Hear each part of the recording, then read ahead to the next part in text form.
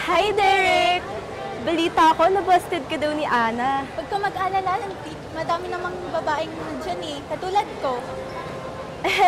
Excuse me. Ako yata yung nauna sa kanya, no? Excuse me, ako kaya? Di ba sinabi ko na sa'yo gusto ko siya?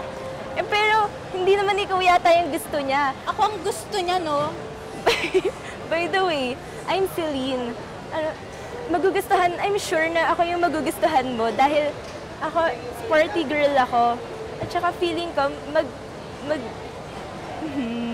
feeling ko mas bagay talaga tayo compared sa kanya.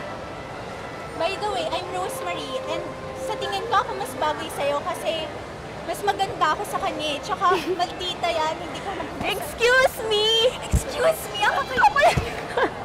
Ako yung nauna sa kanya, no? Ano bang klaseng kaibigan ka? Di ba sabi ko nga sa'yo ako gusto niya? Kung talagang ikaw ang gusto niya, malalaman natin yan. So will Derek, just choose from us kung sino talaga yung gusto mo. We'll find out. Bye, Derek!